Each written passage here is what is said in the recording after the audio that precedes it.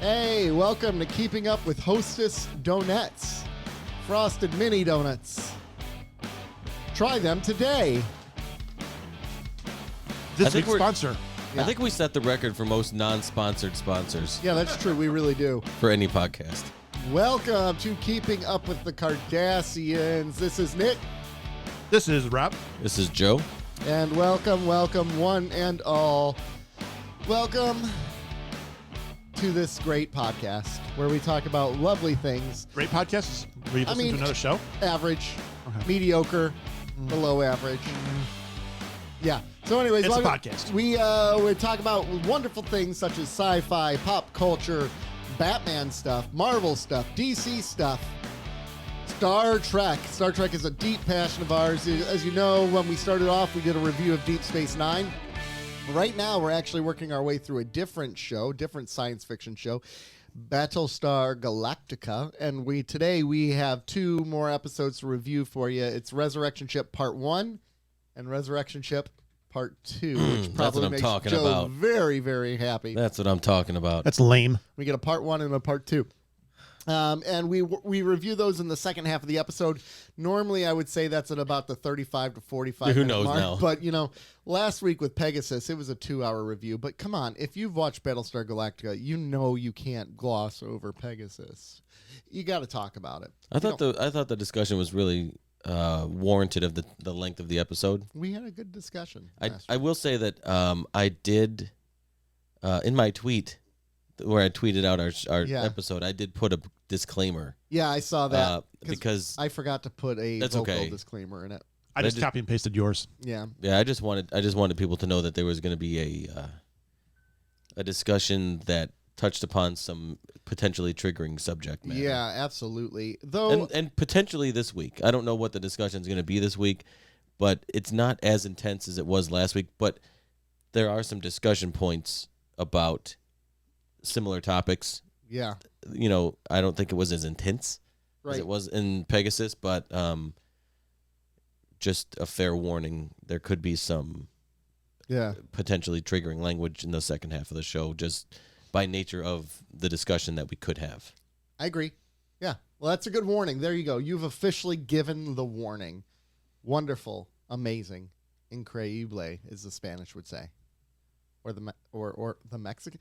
Why does it feel Nailed like it. saying the Mexican sounds very offensive? Because you're saying it? Yeah, I don't know. It does sound pretty offensive. Did it? It sounded pretty offensive because if I said, as the Mexicans would say it, increíble, because that's what it is. Yeah, I would suggest you don't do that. Yeah.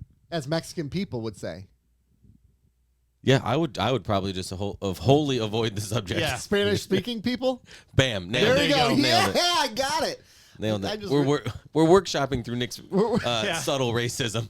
Accidental racism. My white privilege. We're working our way through it and realizing it is funny when you think about the amount of dumb things you say as white people that you're like, ooh, that's actually very problematic and you shouldn't say that. And I don't mean to make light of it, but there's a lot. And most, I shouldn't say most, a lot of white people don't have any idea what they're saying is so offensive. I would agree with that. There's some sort of inherent ignorance to it. Oh, absolutely. And then part of the problem is then once you do tell some of those white people, there's either 2 options. They double down, which is Rob's method. That's not true. You're a double downer. No. Not in a bad way. Not like that. Yeah, I So know. he's I'm a kidding. Debbie Downer. I'm gonna get threatened on the internet again. Yeah, you are. Yeah, you are. No, people either double down or they're so apologetic that it's ridiculously apologetic, and it's like, no, man, we're not think asking it's you just to fall on the sword. We're not No. asking you to double. We're just asking you to be like, oh, my bad, and move on. Yeah. don't. Just kind of bringing it to light. Yeah, Hey, yeah. that's we don't sitting crisscross applesauce. Yeah. That's what we sit now. We don't sit. We don't sit Indian style. Yeah, we don't do that. I'm 0.2% Native American, so I apologize. Well, for what I there's- just thank said you. then. Yeah, man. That's There's not cool. like a not whole- cool. There's What did you do with 23andMe? Yeah, I just got the results this morning. Did you? Yeah. For oh, real? that's pretty. Oh, that's Yeah. fun. That's Is that why the big guy was over? Yeah, we were taking a look at They it. hand deliver the results now? Yeah, right. They send your new father over. I'm really your father. As it turns out, this is your dad, Yeah. Yeah. and here are the results of your And DNA they deliver the test. results. It's pretty nice. Yeah, that's pretty Yeah. cool. That's pretty impressive. Yeah. Yeah. But Service with a smile. That's pretty fun to do, the 23andMe stuff. I did that. I wasn't We're really fourth cousins. Yeah, I wasn't really surprised with my results, but it was still fun to check out and see. I did it on my dog. They have like a dog my version of it God. for genetics. Yeah. Oh my god. Oh, these You- companies are you know- real. They no. got you by One the of balls. those. They got you by the balls now. My last dog, if you don't recall, had all sorts of genetic issues, and we had to spend thousands of dollars in her care. So this one, I wanted. Oh, to, you don't do. Yeah, you don't do that. I wanted You to just replace it with a similar looking dog. I That's the wanted to- beauty of dogs. I wanted to know what we were getting into with this dog, so we did it, and luckily they're basically like, yeah, it's a healthy dog genetically, so we got that going for us. What was the genetic issue with the previous dog? Did it have like a history of? It was a Bonsky. Oh, She had to have so first of all, she had multiple issues. Her first issue, Bonsky. she had to have she had to have a labiaplasty. Jesus Christ. Come I'm on. not even joking. So when we got her, like anytime she would go to the bathroom, she was constantly getting urinary tract infections, and it was because all of her bits were in the wrong spot. So they had to like remove a bunch of skin and Jesus pull the rest of her up. So she had a giant scar near her butthole that looked like zippers. Jesus Christ. And it was in the shape of a Sorry, I horseshoe. asked. Yeah, thanks, Joe. Appreciate so it. that's the first issue. How old was she when you found this out? She was like not even. She was like 6 months. You don't just put. Put the dog down. No, Start 100%, over. 100%. That's a start over. That's a reset button. No. 734-494-0980. And then she ended up getting like a cancer, and it was like a genetic thing. Like You didn't give her cancer, did from you? inbreeding. No. But the dog did get diabetes. No, we did. We actually ended up we had to put her to sleep when she was 4.5. So You say cancer from inbreeding? yeah, like she was an inbred dog. A Bonsky. Yeah, yeah. You exactly. really hit a brick wall with this dog. Yeah, I did. Well, and she was I mean, later down the road, didn't you wish you may have hit the reset button? not with this dog. No. This is my favorite dog I've ever. I love this dog to an unhealthy amount. Was this? Was it Molly? Lucy? Lucy. Lucy was her Who name. was it? Mally was a Kilmar dog. Yeah. Okay. I Yeah. knew there was a Yeah, it dog. was Lucy. She was a black lab, and she was the best dog in the world. She was the dog where you could go on walks, and she'd stay right beside you, you know. And then, like, as we're walking through our neighborhood, getting close to our house, we could be like, "Go home," and she would like run to the yard and go like right up to the door. Like she was great. She was great. And then our current dog is just. You got a picture so I can put it up on the YouTube broadcast? I'm sure. Oh gosh, I have a lot of pictures. Send because one. That dog was my life, my love of my life. Do you have any You know, post? hey, you know you have a son, right? No, Leslie and I used to joke that she's like, if a divorce ever happens, we'll split Eli 50-50, but just to spite you, I'm going to take the dog. I can respect. Like, no, you can have Eli full time. Just don't take my dog from me. It was a joke, but Was it though? That hurts because I don't have my cat. no. You know somebody who would go. Why, on this. Joe? Has something major happened in your life in the last 6 months? You I don't know. probably know somebody that would go in there and steal the cat. I'm just saying. Oh, I would just steal the cat. Okay. But Someone who. Just so your hands aren't on it. oh no, I'll just take the cat. Okay. Oh, good luck with that. I kind So, of don't want her to scratch everything. So Oh, fair enough. So you're not that sad about it then? no, I like to visit her every once in a while. Though. Jesus. speaking of Visitation animals and rights. screeching sounds and terrible noises, not Dave Matthews, John Mayer. John Mayer. You went to a John Mayer concert the other day. Yeah. How was that, John Well, Mayer? are you suggesting that they're in the same league? No. Because John Mayer trumps Dave Matthews by a Really? country mile. Oh my Really? God, yeah. I thought you Oh. prefer. I thought Dave Matthews was like your favorite band. Dave Matthews was my favorite band growing up. They're very instrumental in like my development of enjoying music and worldviews and things like that. Go ahead. Did I burp? Maybe. No, Um, I might have burped and it smelled bad. but as far as like Sorry. as far as like what I enjoy musically, John Mayer's way beyond. Way He's- above them. He's probably top 3 or 4 Really? all time for me. Okay. I mean, you've spoken about how much you like John Mayer in the past, but I didn't realize he was. I mean he's a one. top tier songwriter. He's hilarious. He's very entertaining. He's a top tier guitarist. Yeah. I I mean, he's an all around great musician and entertainer. But yeah, so the concert was at Little Caesars Arena. It was the most unique concert I think I've ever been to. It was a stadium. It's a stadium tour of solo acoustic. Okay. So it's just John Mayer up there with playing guitar, or sometimes he's on piano, but it's just him and a couple instruments, and that's it in a stadium. I would dig that. In about 15,000 people. That's pretty cool. I've never heard. I mean, I've never heard a stadium that quiet. Yeah. Like 15,000 people. Like there were hardly any phones out, which was great. But like when he's speaking in between songs, it was like super quiet. That's pretty, the crowd. So it feels very intimate. It did feel intimate because even during the songs, like the crowd was into it, but not so loud where it's like you can't really hear. Because that was to me, like the challenge was like, okay, how is this going to work in a 15,000 seater? Yeah, like that's a 2,000 seater or like a coffee house vibe. Like, yeah. But it did have that vibe, and it was pretty amazing. How would you rank it in terms of concerts you've been to? Would it be in the top 5? All time? Yeah. Or is it just it's a good concert, but it's not top 5? Not a top 5 concert, but it was a top 5 unique concert. Okay. Like I was very much into it at least just for the uniqueness of it. Okay. I want to see a guy try to fill a 15,000 seat stadium with an acoustic guitar. And that's it. Eric Clapton, do it. Yeah. He might say some really racist stuff in the meantime. Yeah. And I shouldn't say might, he will. But there's that. It was good, but so the main story is after the concert, I very nearly came to blows with somebody in the streets of Detroit on Woodward Avenue. You almost got into a fight? Tell Yes. us about that. So I met a friend. I went with both my boys, their mom. We all went. We sat separately. So we sat because I bought tickets and then she bought tickets. So there were 2 pairs of tickets. Don't want to sit by you. I get that. Well, it wasn't that.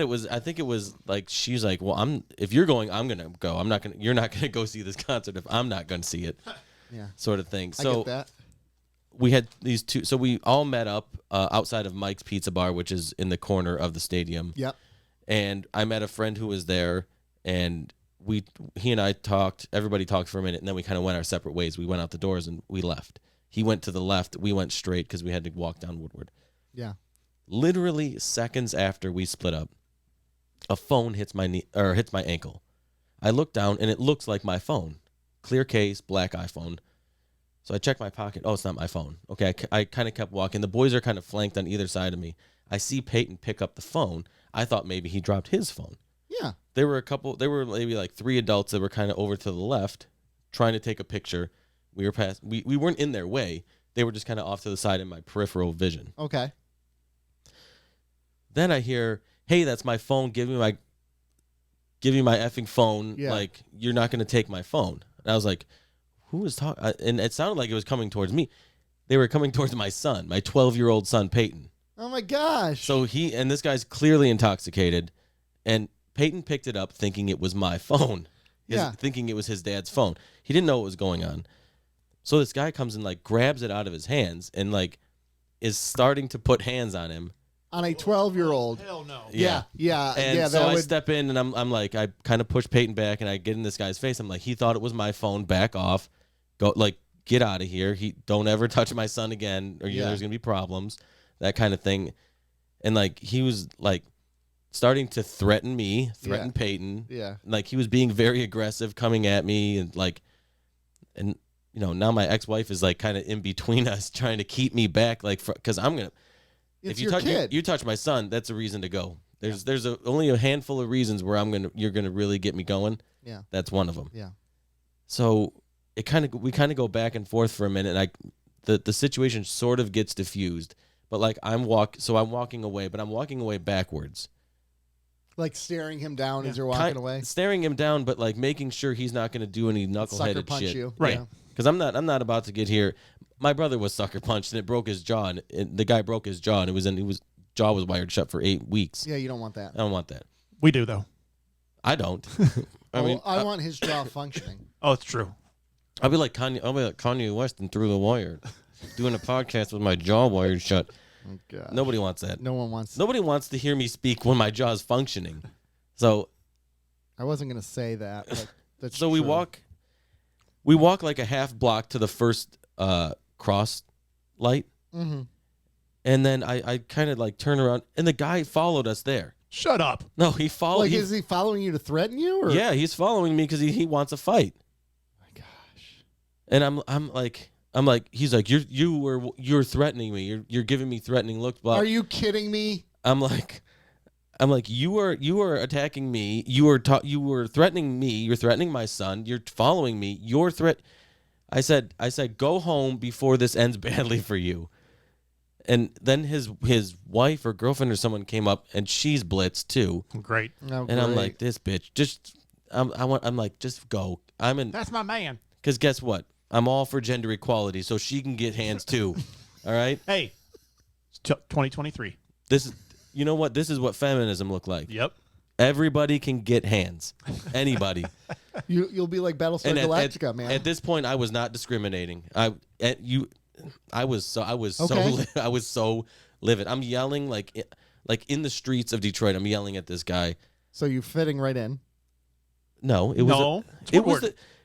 This is why I wanted to tell you about the concert beforehand, because it was the chillest concert of all time. And then, well, And this guy was high. No, it was. So I described it as if Target held a concert. That's what Okay. it looked like. Not Walmart. Target held a concert. That's amazing. It's Actually, like I can You visualize can it. It's exactly what it was. I'm there for that. Actually, I mean, I'm surprised I didn't see half of the people walking around with Starbucks cups. Yeah, Starbucks cups and No, but Whatever. everybody had their Uggs boots on and their oversized sweaters and their yoga pants, and nobody was doing yoga.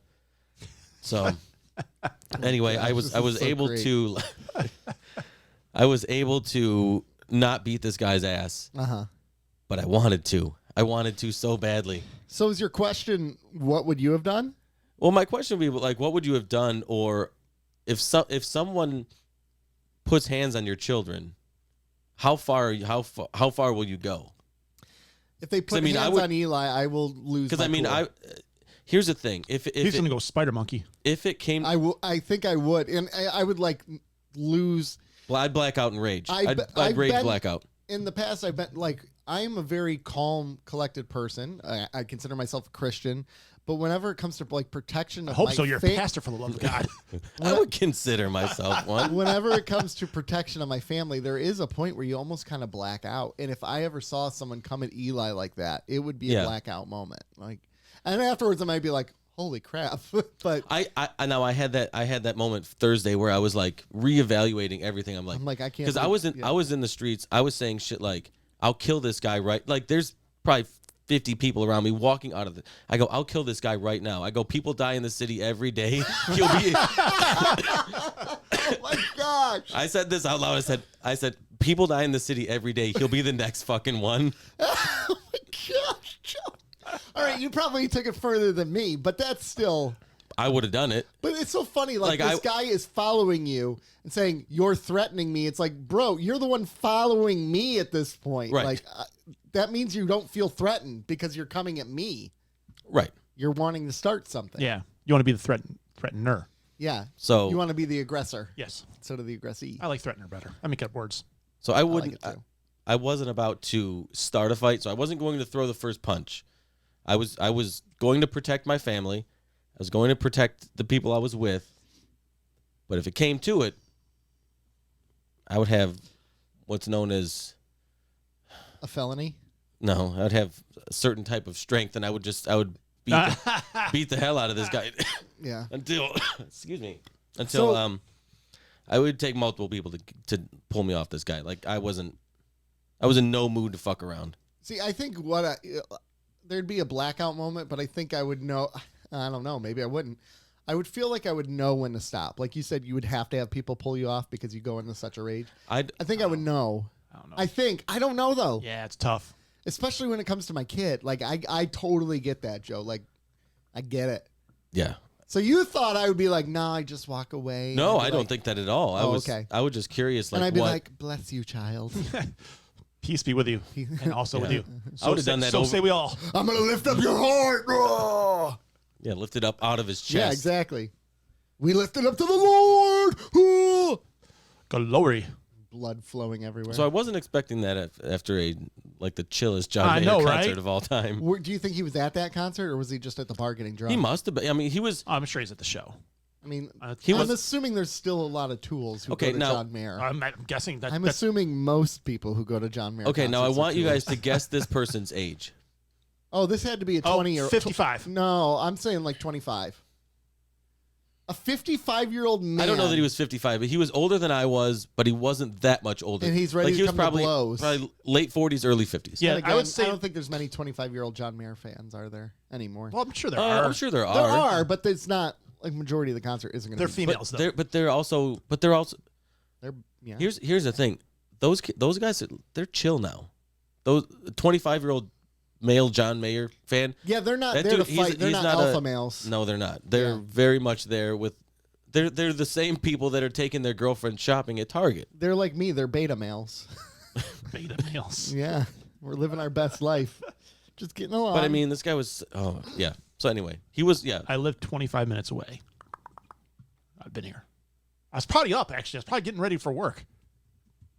Oh, what time? I don't think it wasn't even close. It was like 11. Not far off. Yeah. I didn't want to wake you up in the middle of the night. That's actually the beginning of my day. I know. I'm going to be late to work. So this almost became a two-man podcast because of John Mayer. Hashtag John Mayer at John Mayer. Hashtag, what if Batman was there? He would have protected you. Well, I don't know. He would have hung him like from the overpass, and then just And he'd be like, I zip- swear like to zip God. tie- And he goes, swear to John Mayer. yeah, And it would work. it would And work. Batman would have pummeled him to this close to death. He wouldn't have killed him, though. No, he would have zip tied him to the Yeah. overpass. It would have worked. Speaking of Batman. Oh my God, do we have to do this? Speaking of, I mean, since you're already not in a good place, a loudersound.com, a man by the name of Matt Mills, who What Matt a Mills, knucklehead. you're dead to us because of this, This is dumb. ranked every Batman movie from worst to best. So I'm Now- going to give you I'm going to go in direct order. I'm going to list you their order, and then we're gonna talk about this. Can I ask a question before we really get into the nuts and bolts of this? Yeah. You had me at nuts. Because I'm not going to spoil anything on the list really, but Batman: The Killing Joke is on there. Now, was that released to theaters? Now, what is? Yes, is this, it was. The Killing Joke was. No, I don't, was it? Yes. Okay, so this is a theatrical. These are theatrically released Batman films Yeah. because The Killing Joke was the DC animation feature I don't length. think it was that good. It wasn't. But, that what good. I'm And they saying had is that I think they have- controversial Batgirl scene in the Well, I beginning mean, with Batman. But they also have It's off other. the source material. was that in? Yeah. I don't. Yeah, it was in. Her But what- and Batman. What I'm Oh, asking. not that part. The reason That's what I'm talking about. I'm asking. Oh, Joe, you're still here. The You've reason done I'm enough asking is talking because today. no, because the reason I'm asking is because it's on there, but like Batman Year One is not on there. These are all DC animation feature length adaptations of comics, but I don't think Year One got a theatrical release. I don't believe it did. I didn't know Killing Joke did. Year one didn't. Killing Joke did because I went with some friends. Oh, Okay. really? Yeah. Okay, that makes sense. It was Then- like right before the pandemic, I think. Okay. Okay. So I'm going to go through the order. I got the 15 ordered here. I see you got it in there. Do you want to go through it or do you want me to read it? no, go ahead. All right. So number 15, of the 15 theatrical releases, the worst one, according to this man, is Batman versus Superman, Dawn of Justice. That's Bat Fleck. 15. 14, Zack Snyder's Justice League is 14. 13 is Joss Whedon's Justice League. 12, Already we're messed up. 12 I know. is Batman the Killing Joke. It started out so good, Ele- putting Bat Fleck dead last where he belongs. Not in this instance. 11 is Batman Forever. 10 is Batman the movie. 9 is Batman and Robin. 8 is The Dark Knight Rises. 7 is The Batman. 6 is Batman Returns. 5 is Batman Mask of the Phantasm. 4 is the Lego Batman movie. 3, Batman. 2, Batman Begins. 1, The Dark Knight. First of all, let's start this off. 734-494-0980. Please call us with your Batman rankings. You can call, you can text. Cole, thanks for the pictures you sent, by the way. Yeah, Cole, those pictures were amazing. Thank you. But let's have a discussion. Okay, so can we start with, I like the number 1 ranking, and I like the number 2 ranking. I feel like they could theoretically... Boo. I'm okay with it. Boo. I think Rob would flip-flop 1 and 2. I would flip-flop because I think Batman... I know you would flip one, Yeah. but I'm okay with it. Like, I can understand how someone could come up with those. In fact, I actually understand... No, I was going to say I understand his top 5, but seeing his... Top 5 or bottom 5? His top 5, because I don't see the Batman in the top 5, and I don't see the Batman Returns in the top 5. And I think that's the top 5. Okay, So, let's start where it really went wrong.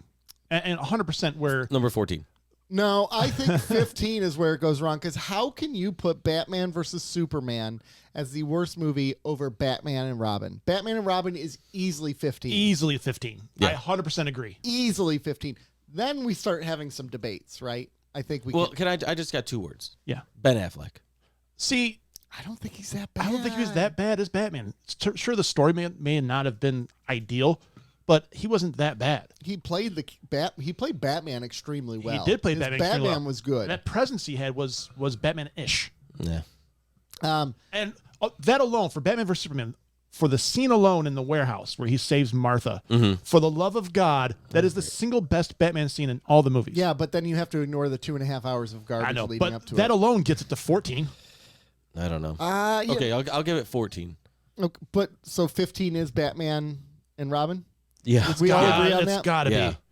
All right, then we have we have Zack Snyder's Justice League below Justice League. Yeah, so, okay, this is where it goes wrong again. That's idiotic. I feel like this guy just hates Zack Snyder.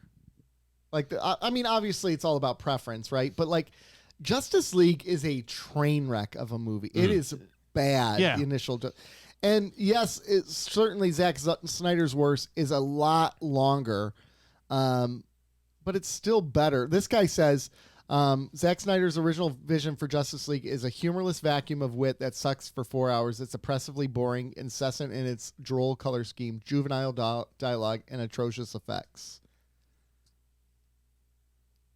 I mean, still better than Justice League. Yeah. And quite honestly, I didn't think The Killing Joke was that good. I would rank that at 14. Yeah. I don't really. I mean, 12 through 15, you're really scraping the bottom of the barrel with Batman content. So I don't really care. 9.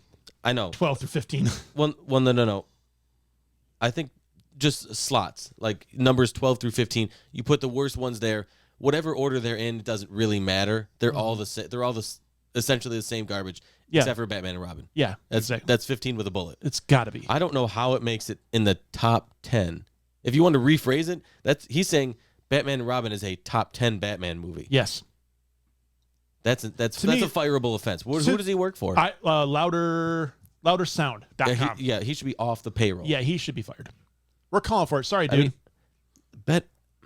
Whatever. What do you say about Batman and Robin? Didn't he say it was fun? He said, watch this as a comedy, though, and But it's a then 10 out of 10. Then he ranks Batman 66. I mean, that's just weak because that's a better comedy than Batman and Robin. It's an intentional comedy. Mm-hmm.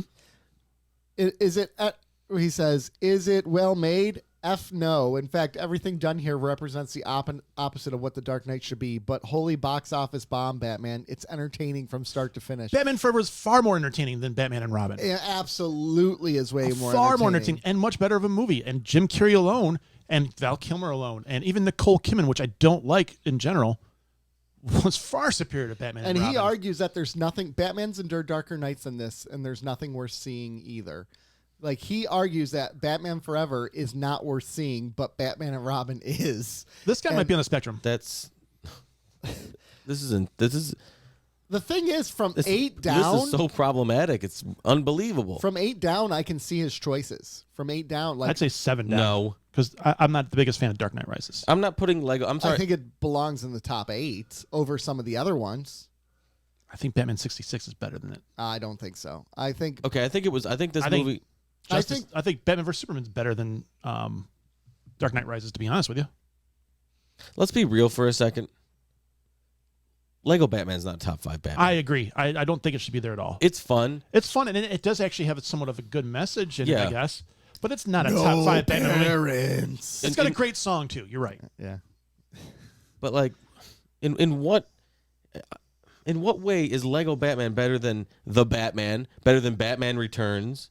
Better than Mask of the Phantasm? Yeah. It's just not. It's just not. Mask of the Phantasm is a legitimately good Batman movie, like top to bottom. Yeah, absolutely, it is. And let's focus on the Batman. Can we focus on the Batman here for a second? Can we? Here's what he says: only con of My Chemical Batmans is its oh my god, is its bloated runtime, which sidesteps the core plot for an hour to dissect the Wayne's grubby past. Nevertheless, that's part of the plot. That's every Batman movie. This proved a much-needed reinvention after the Snyder versus sacrilege and reaped the kind of box office and goodwill that the Caped Crusader hadn't seen in years. So he's arguing that he didn't want to know about the Wayne family, but the whole point of this was to change their view. Yeah, it was to dirty him up. Yes, exactly, and give the Court of Owls. Apparently, guy didn't want to watch the movie. No. And he obviously did not like the casting. No. Yeah, My Chemical Batman. Well, come on, how dare you? Here's a lot of people pick on the black eye makeup, right? As part of the My Chemical Romance type of thing. It's real, but it's real. Yeah. I mean, people just aren't. I don't know. You take the cowl off. That's what's there. But like if you were, it's a realistic approach to putting on a suit and cowl. Yeah, I agree. I would have put a suit cowl on for you, John Mayer. So is the Batman is your Batman your number one? I don't know. I would. Does it depend on the day? I think the Batman is probably my 1 or 2. Okay. I would say Batman 89 is whichever one is. Batman 89 and the Batman are my 1 and 2. Okay. I would say then the Dark Knight, probably Batman Returns, and then Batman Begins. Okay. Top 5. Okay. And then beyond that, I would really have to do some dissecting and thinking about it. Yeah. But those are my. I want a text later. I want your 1 through 15. See, I think my 1 is the Dark Knight. My 2 is Batman Begins. My 3 is the Batman. 4 is Batman. 5 is probably the Dark Knight Rises. So you were all over the Nolan trilogy. I love the Nolan trilogy. 5 is absolutely, or the Rises is absolutely the weakest of them, but I still enjoy 5. I think I'm at the point where it depends on the day, but it's either Batman Begins or the Batman is my 1 and 2. Followed by the Dark Knight. What happens? Do balls just drop off? And maybe 89 or Returns after that. I'm not sure which one I like more. I think I like 89 more. The more I've watched Returns, the more I'm like, it's a good movie, but it's so cheesy and campy. So's the first one. Yeah. In a different way. It's a dark campy. Fair. Batman Returns is a cheesy campy. Well, just because of... It's still good. Yeah. I still like it. I mean, the jokes are freaking great in there, and they're very much over the head of children, which is wonderful. That was the controversy about the movie. Yeah, the jokes like with French flipper trick.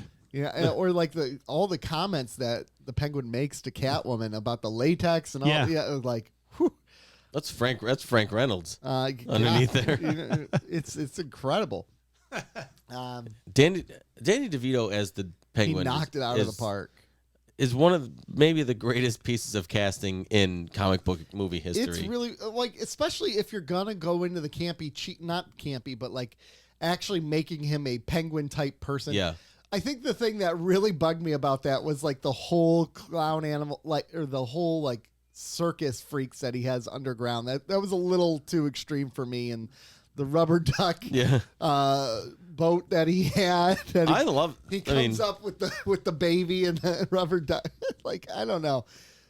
It's a little, or like, I mean, there are some fun things like when he hijacks the Batmobile and he's in his little trailer driving it. But I don't. It's a little too cheesy for me to put it much higher. I get that. Christopher Walken is good. Michelle Pfeiffer is incredible in it. I think a big part of it is there's not a lot of Keaton in this one. Keaton is kind of sidestepped in this Batman. Well, that's a big complaint about all those movies, is that the villains took precedence, even in Batman. and Forever. Well, yeah. Oh, yeah. Batman was a side character. Yeah. Yeah. They didn't know how to write him. They didn't know how to try to validate the character.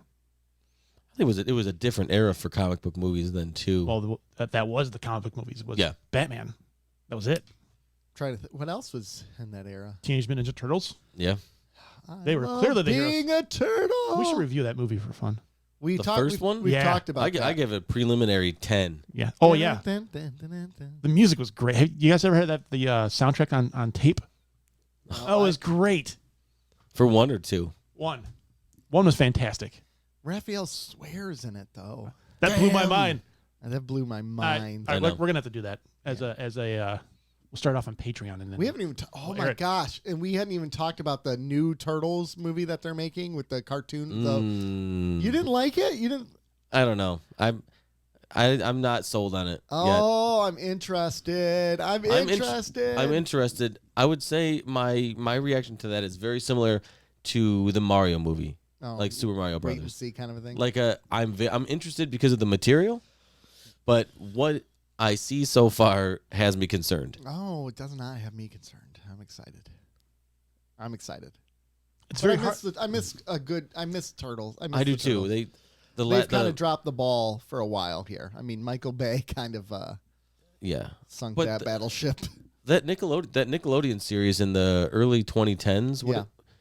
Solid. Yeah. Very, very solid. Very good. Yeah, it was. So yeah, this Batman. What was his name? Matt. Dead to me. Dead to me. Matt Mills. Matt Mills. We're gonna come to blows. I'm gonna just look up. or tag him in your Twitter. I would like Matt on to explain this. I want some There reasoning. we go. An interview piece. Yeah. I want to talk to him. I want to have a civil conversation, and let's start at number 4. Was he drunk? Well, can we just go back to it for a second? What does he say about the Lego Batman movie? He says, Because I'm curious. Lego movie has no right being as good as it is. It takes what could have easily been a cash-in and makes a heartwarming testament to creativity, not to mention a sly parody of Lego's own corporate structure. After the acclaim, financial success, and Will Arnett exceeding all expectations as a brick-built Batman, it only made sense to give the cowl-donning minifigure his own picture. The Lego Batman movie inherits the same spirit as its predecessor, reusing the light-speed quasi-stop-motion animation technique and witty writing. For grown-ups, likening Batman and Joker's dynamic to a relationship is a master stroke, while children can heed the moral of trusting your friends and accepting help from them when it's offered. So he doesn't really say much about the movie, though. No. I mean, the Batman and Joker dynamic in it is pretty good. I did enjoy that. Still, not top 5. No. We can argue top 10. Top 5, no. I mean, in his top 10 is Batman and Robin and Batman 66. It's clearly better than both of those. Oh, better than Batman and Robin, yeah. Yeah. I'd rather watch Lego Batman than Batman 66. Oh, absolutely. I don't really like Batman 66. I might actually put that in the bottom. That might be my number 15 sometimes. But I mean, if I'm going from 8, 7, 6, and 5, would I rather watch Lego Batman than Dark Knight Rises, The Batman, Batman Returns, or Mask of the Phantasm? See, I would rank Probably them not. 8, 7, 6, 5, 3, 09. 0, 4. Oh. I would rank it 734 494 0980. Beautiful. That's quite the schematic you got there. It's a good thing someone knows that number. Yeah. Because it ain't me. That's true. Shall we move on from Batman? Yes. Never. We're at the 40-minute mark, gentlemen. That sounds like us. I think it's time to move on to some How? Battlestar. I don't know. How have I it know. been 40 Your minutes? story took a while. Your story did take a while, but it was a it was a worthy I was nearly adventure. locked up. Yeah. I was a stone's throw from prison. It was a worthy conversation. Luckily, it's right down there. Real close. Yeah, very close. All right. We are going into Battlestar Galactica. We are into Resurrection Ship Part 1 and 2. It's a 2-part, so we're gonna review them separately, as Joe likes to do. but then Joe's going to give him the same rating because that's how Joe works. So we pick up with Cain and Adama ready to come to blows, but neither one of them orders the fire. So it's basically like vipers flying around each other, like, give me the order of fire, and no one's doing it. And then all of a sudden, here comes Starbuck, hops in, and is like, what's going on, guys? And she sends all the pictures of the resurrection ship, and they're like, okay, we need to stop. We got great pictures. It's time for us to fight. So they meet. They meet on Colonial 1 with Rosalind, and Rosalind's like, you got to knock it off. And Kane's like, you two are crazy. You're freaking crazy, but I'll play along with your game for now. Let's take them out. I won't kill Hilo and Tyrell until we're done with all this, blah, blah, blah. Adama goes in and sees beat up Sharon, and he apologizes to her. And Doc Cottle says, this was a travesty. This should never have happened. So that happens. Adama's realizing again, like, he's seeing the humanity in Sharon, even though she's a Cylon, blah, blah, blah. In Gina's cell, Cain comes in, starts beating the crap out of her, and she starts begging Gaius to kill her. And she says, hey, by the way, that ship that you saw the pictures of, if you kill that ship, I can actually die because that's a resurrection ship. Oh, no. And then Colonel Jack Fisk tells Saul more about the Pegasus encountering the small civilian fleet. Basically, she ordered the whole fleet stripped for parts, took some of the crew members, and any crew members who refused to go, she would kill their families and basically force them to go. Rosalind says, we were right about her. You need to kill her. She needs to die. And Adama's like, I can't do it. I can't do it. But then he gets back to the ship. He calls up Starbuck, and he says, Starbuck, you got to do this. And as she's saying that, Kane's on her ship talking to Fisk saying, you got to do this too. You got to pick a bunch of razors. You got to get them ready to roll. They got to go kill Adama and his whole CIC crew, basically. Wipe them all out is what she says, where Adama's like, just kill her. And that's where that episode ends, pretty much. All right, part 2. I know, right? Because this is a setup for part 2, essentially, right? Are we reviewing them all together? No, I was just kidding. Okay. There's enough. There's some things to discuss here. Yeah.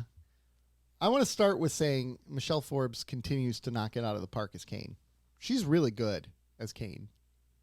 Yeah, because she evokes so much emotion. I hate her. Yeah, I hate her. I did enjoy your text as you were watching it last night. That was pretty. I felt very British. I'm like, she is a right bitch. That was pretty funny. I did enjoy that. Live text more often. Yeah, that is fun to do that. Yeah. I was so. Oh, I hated her. I watching this episode more than the Kai. Oh, they're on similar wavelengths. See, for different reasons, but I don't know. Like I don't hate Cain like I hated Kai Wynn. Yeah, I hate Kai a lot more, but I still hate Cain. I can see Cain. Like I can see her viewpoint. I mean, I can see Kai's viewpoint to an extent, but as a religious zealot, yeah, you should. Kai's religious justification for her actions could not be forgiven. Do you think she would? Cain's not hiding behind any religious motivation. She's hiding behind the survival of the fleet, as she sees fit. Yeah. Wow. But I my issue is that so in this meeting that they have, the three of them. Yeah. Nobody mentions like why the boys broke in and stopped what was happening. It's never mentioned. Right. But isn't this the conversation they have with Fisk? Oh, that's the second episode. Is that the second episode where they're like, how can you rape a machine? Episode? You can't rape a machine. I know, but says, right? Maybe that was this one. It might have been. No, because the soap thing was the next episode, I think. Yeah, that's right. Yep, that's the second episode. Oh, yeah. So, but I mean, I feel like it would be a worthwhile point to be like, yes, what they did was by the letter of the law, it was wrong. It was illegal. Yeah. But given the circumstances, I don't think it's worthy to pursue, court-martial action. And their intention was not to kill this guy either. They're just to stop the assault. It's manslaughter, if anything. But again, like you said, with Fisk and with Cain, they don't see them as they're not human, they're machines, so they don't have... It's the equivalent of them trying to hack a computer and then coming in and being upset because you're hacking a computer. right? I mean, that's kind of what it's like. Well, for them. also, Cain doesn't view the. It's clear that Cain doesn't view the crew of the Galactica with any kind of value. No, like she does. Oh the no, Pegasus. she's looking well, down. no, on them. because was it this episode where Fisk opens up to Ty about the fleet. the fleet, and like just completely dismantling and killing off the crew of 15 ships and taking the pieces and people that they need. Yeah, and leaving them to dry. Yeah. So obviously she has almost zero regard for human life. And if she has zero regard for human life, it's going to be even less for that of the enemy. So let's take the Pegasus and let's take the Battlestar Galactica, how they're run. So far, we've seen how the Battlestar Galactica is run, and we're like, Cylons aren't really justified in their behavior. You take the Pegasus, can you not see why the Cylons are like, you guys are worthless. There is nothing worth saving in you. You're willing to kill your own people to ensure your survival. That's not worth it. And I know we're kind of bopping back and forth between this episode and the second one, but that was kind of the point that Sharon made in her one-on-one discussion with Adama. Why do you hate us? Yeah. Oh. Yeah, which I thought I was like, what is this scene going to be? Mm-hmm. Why does he want to talk to her now? Do I just talk about part 2 and then we review them together, because they are bleeding together? They are bleeding together this time. I think we've already. Yeah, go ahead, because I think this more so than your traditional part 1 and part 2.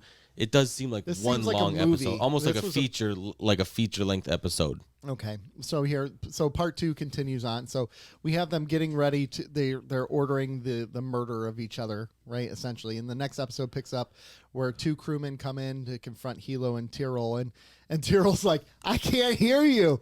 You got to come in here. I love Tyrell.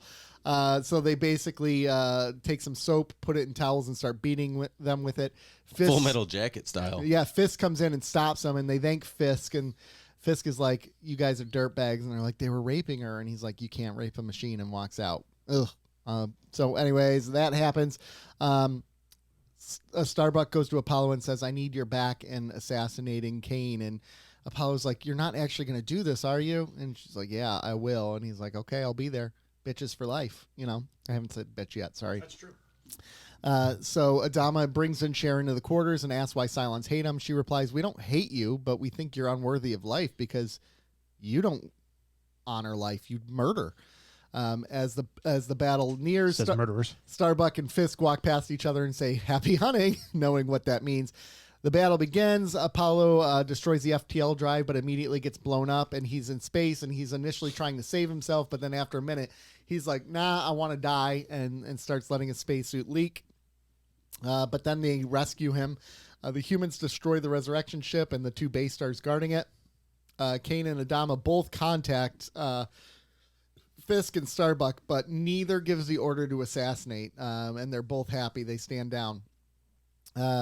Baltar basically tells Head 6, get out of here. I'm more interested in Gina now, and he tells the exact same story that Head 6 had told him about the baseball game or the pyramid game.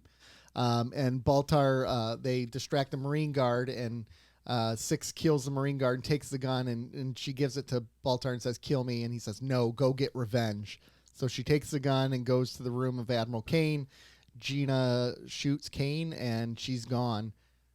Fisk and Starbuck, they have a eulogy for Cain at her funeral. Fisk takes over as commander of the Pegasus. Apollo confesses to Starbuck that he actually wanted to die in space, while Dee stood in the door listening to that conversation. Hilo and Tyrell are back to the Galactica, and Hilo and Sharon are reunited. And now, recognizing that Adama commands 2 Battlestars, Rosalind promotes him to Admiral, and he helps her to her feet, and he kisses her, and she goes off to her room. The end. Do you think if Bill Adama and the president got on, she'd say, "Oh, Billy, oh, Billy Adama"? I hope so. Yeah, I'd be disappointed because this is after the Cable Guy. This takes place after the Cable Guy. Yeah, so I'm thinking that chronologically, right? Yeah, according to the timeline of the show. Yeah, exactly. I mean, I would hope. Oh, Billy. Oh, Billy. If she didn't, that's on Adama then. I know. He's not really working it good enough. No. That's the reaction you want if your name is Bill. Right. And he's like, you call me old man in bed. I don't know that I'd want to. I don't want to be called old man. Oh, old man. No, don't do that. No. You shall refer to me as president. During sex, I would much prefer it if any reference to my age is not made. Would you like to be called number one? Well, that implies that I'm on a list, so no. But that's you're Yeah, number but you're one, one. though. I know, but Realistically, you're on a list. I know, but then I'm like, all right, let's Who's go over the number rest two? of the list. Who's on the rest of the Who's list? two? I would know who two is. Well, I would like to know like who I was going to say who I beat off on the list, but that's not what I want to say. Oh my god! I want to know who you beat off too. No, I want to know like who'd I outrank. Oh gosh, this is probably me. Remember For when sure we me. remember when we started? We were going to do this in 2 parts, and we took the first part of this seriously, and they were like, "No, let's just do the second part and do it as one." And then we started having this conversation. So, Joe's the one that said beat off. Well, you brought up Oh, Bailey. yes. but these stories do bleed together really closely, right? So it's really hard to break them apart. Should we begin with talking about characters like Sharon? Because Sharon has that interaction with Doc I Cottle. think we could start with Sharon. Because I think that conversation with Doc Cottle that she has where Adama comes in to personally apologize. So that's something Cain would never do. She's not going to come in and apologize. And I love that the doctor actually called it unforgivable. Yeah. Unforgivable. Well, and then also, too, that Adama is realizing it's not as clear cut as they're the enemy. Like, you can still be an enemy, and there are still ways to treat. A POW. I was going to say, like, a human, but, like, she's a living thing. Yeah, you're not going to kick the dog that you took prisoner. Yeah, and this is kind of Right. the conversation we had before about, like, like last week where Michael Vick with dog fighting rings and all these terrible things. Like, you lose your humanity when you're doing that, when you're killing other living things. And this is the same thing. Like, Adama realizes how unjustifiable this action is and apologizes. And I think in some way, this is him, again, coming more around to this idea that maybe they're not the enemies we've made them out to be. It's not so clear cut. Not all of them. Yes, exactly. Not all Right. of them are. It's not as clear cut as they're just evil and they want us to die. That's not that clear cut, which is part of the reason why he invites her to the room later. Come to my bedroom. Oh, Billy. Oh, Billy. We need that soundbite. But I love Doc Cottle. I'll get it. I love Doc Cottle. We didn't even have a derp question of the week, but we didn't post one online. No, we didn't. That's okay. No derp question this week. Our derp is dry. We're running dry and derp questions. No, That last one was good, but no one answered. I got lots of derp. Yeah, Nick's got it. Okay. Derp for days. Derp. Doc Cottle is like the voice of reason, always. What's the I deal know. with that? He's a doctor. He's supposed to be, I guess. Yeah, but he's like a chain smoker who doesn't actually take care of his own body. Well, he's a doctor. You're a smokist. Yeah, I know. Watch your smokeism. He's just like, hey, I don't have much time to go because we're probably going to get killed by these Cylons, so why not? The reason he smokes is because he doesn't have a doctor to tell him not to. He's the only doctor. Yeah, he doesn't even have a PA. No, No, he doesn't. He's on his own. Yeah. he doesn't have anybody. He has like a veterinarian, right? Wasn't that who was worked? For Yeah, him and the person he asked for tools from the wasn't the Dama surgery kept on handling the wrong stuff. He's Yeah. like, yeah, I hate you all. yeah, exactly. Oh, I'd smoke too. Speaking of people handing the wrong tools and everything, well, who's this new chief? This guy's a dummy.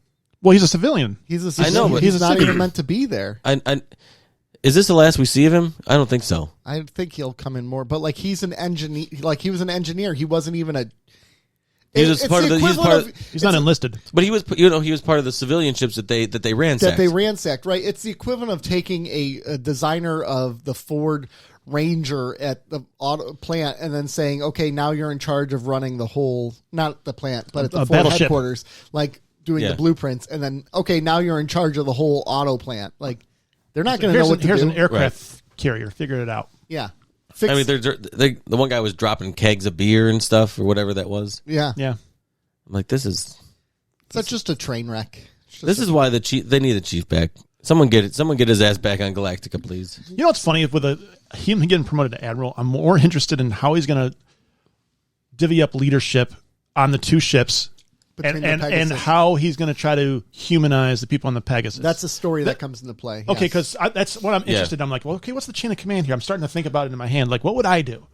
And I got lost for a second. And this is another area why I really enjoy Battlestar Galactica, because you would initially think, all right, we have the Pegasus coming in with Cain and her crew. Well, they're going to destroy it by the time like these episodes are done. Like they're just going to be gone. And then we can move on, and then it's back to the Battlestar Galactica. But no, Pegasus is now part of the story.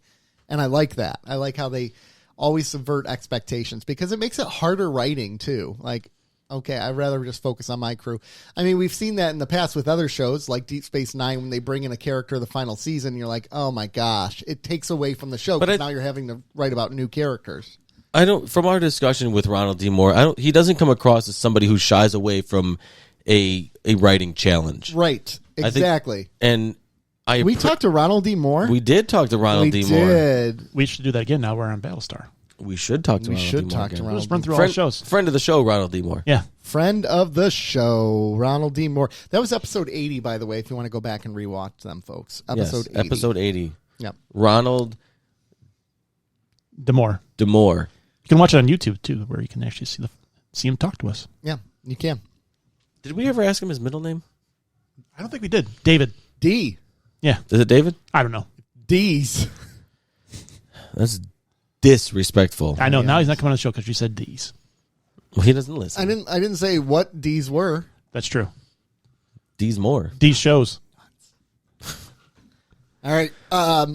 So we got the Pegasus Burn that here now. bridge. Yep.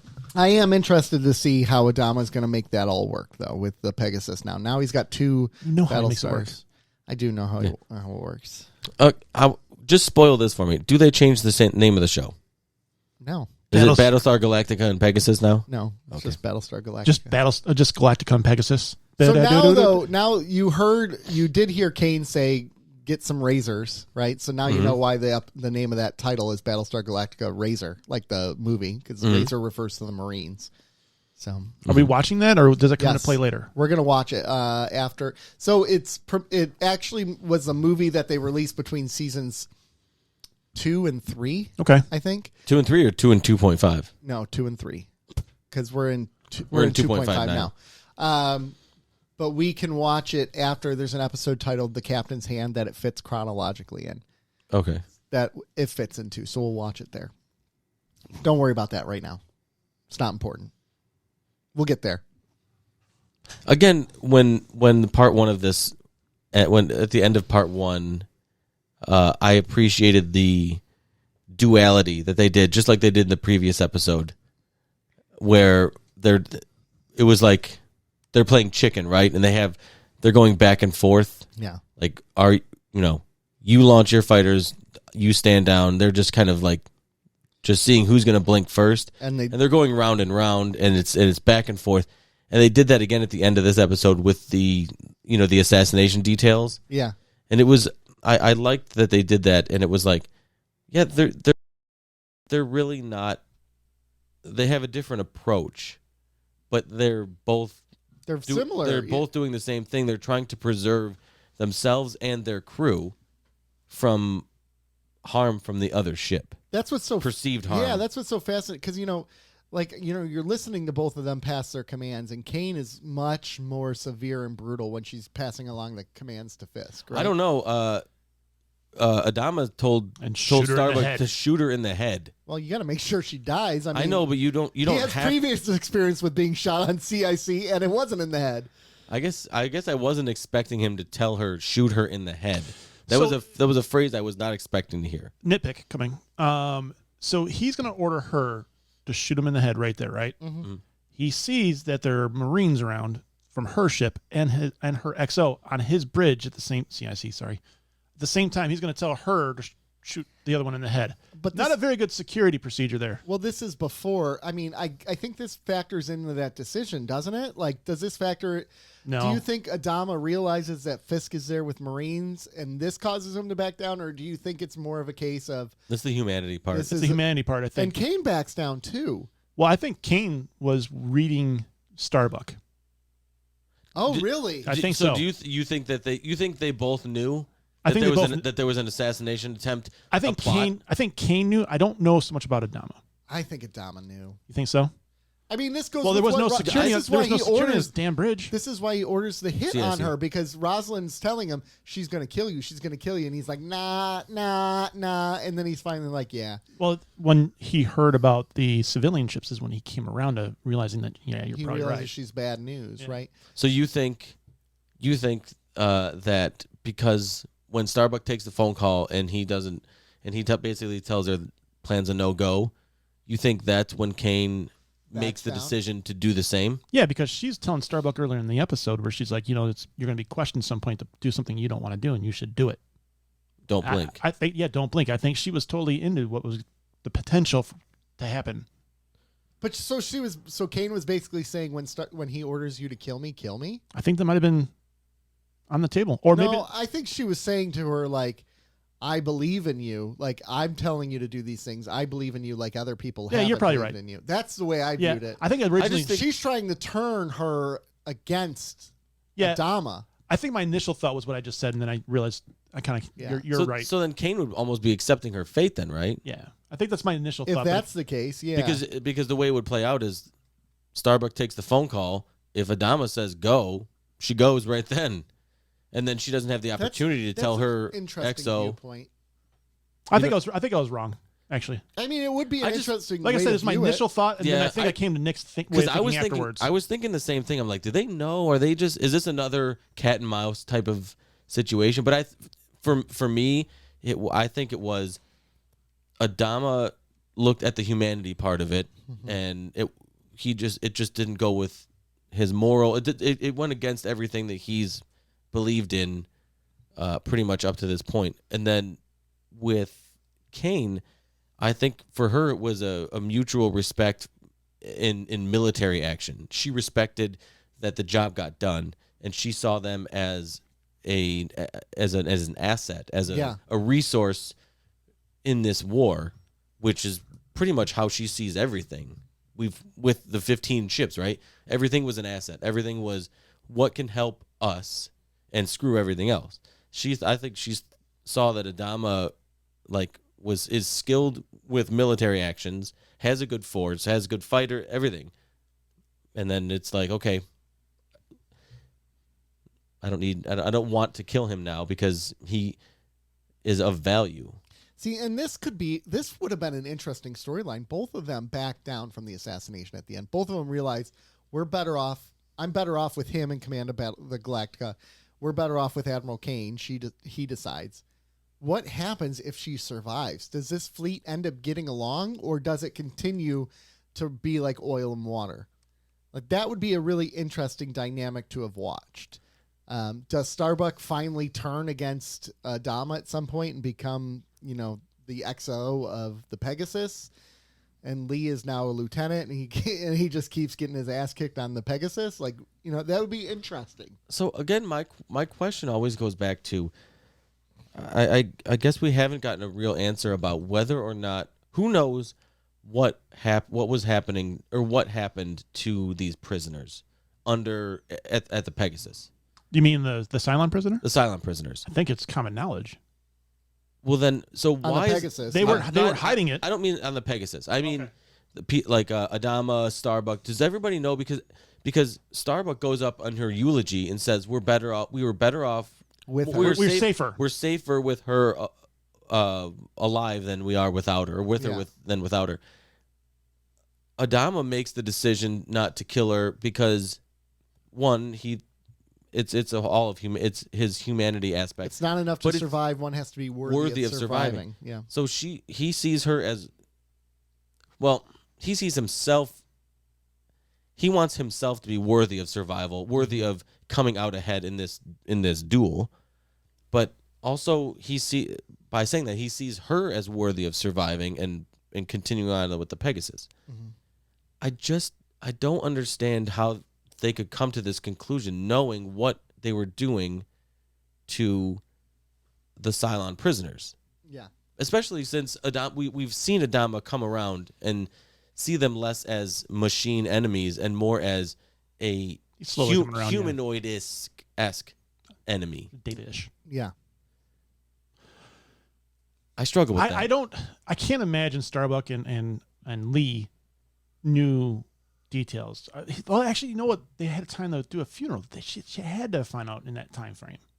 But remember, Starbuck wasn't the most sympathetic towards Boomer.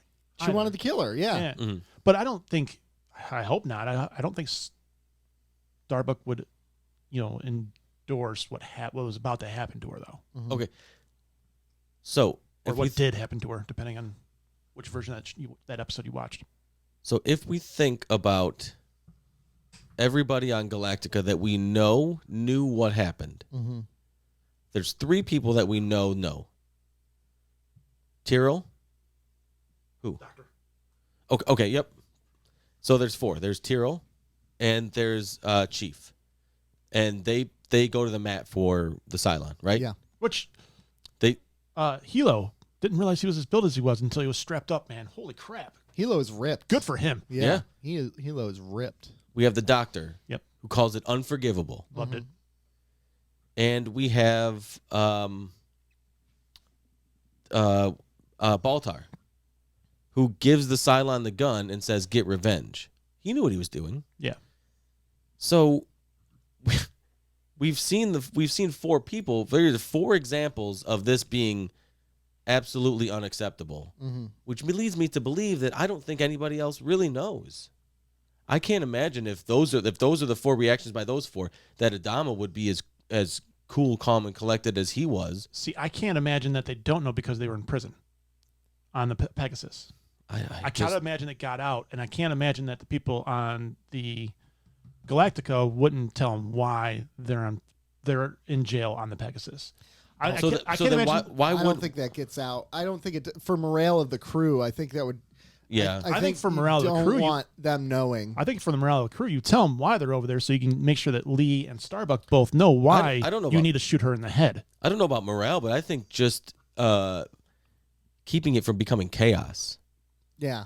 I can see that. I don't know. I think if you were to tell, like, if we were on the Pegasus and you 2 were in jail for something you're not telling me about, for beating that guy up. Yeah, and it's all hush hush. I'm going to read into that, and I'm going to be more chaotic than if I know detail, or just as chaotic if I knew those details.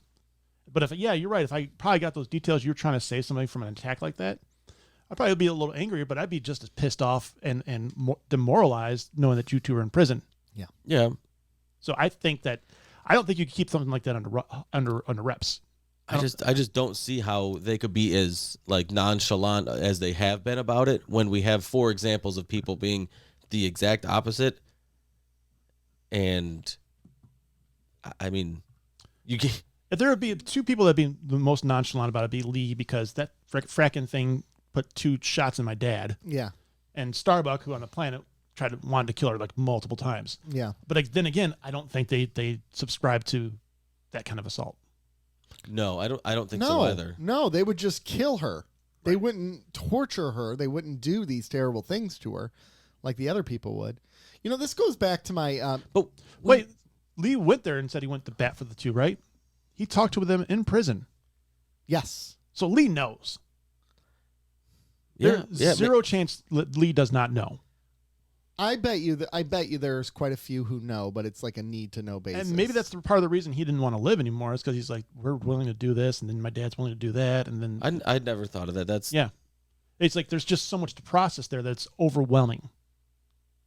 Yeah, what am I fighting for? Yeah, if we're gonna, he's confused. Like, what's the point? I'm fighting my own people, and then 2 minutes later, I'm fighting the Cylons. Like, who's fighting the real myself? Who's the real enemy now? Well, I don't even know. Well, then think about it. If he's there and all this stuff is processing your head, and 2 days ago that was just a Cylon, do anything you want to it, but then he's like, wait, there's a line.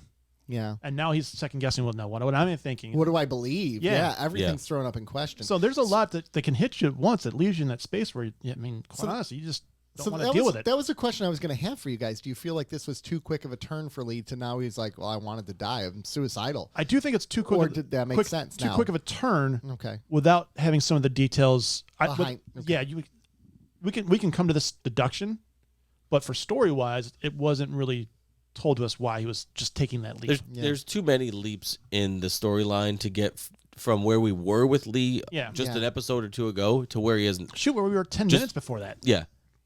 Well, I mean, Well, the episode, I don't know, the he's episode been arc demoted. the episode arc opens up and he's underwater, and it's this whole like, Yeah, he's sinking. right. That was But we're not telling. They didn't.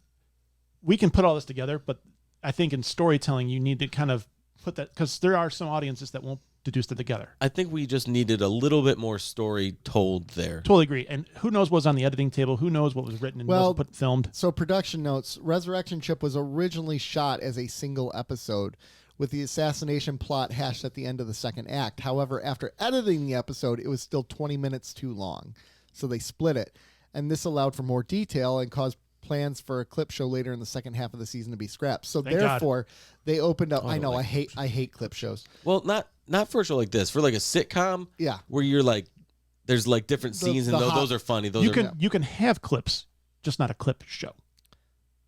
So they open. So part 2 specifically opens with shots of Apollo floating in water. That was an added clip to draw out the episode, to also reflect where Apollo is feeling in life too. They tried to pull this off in one episode.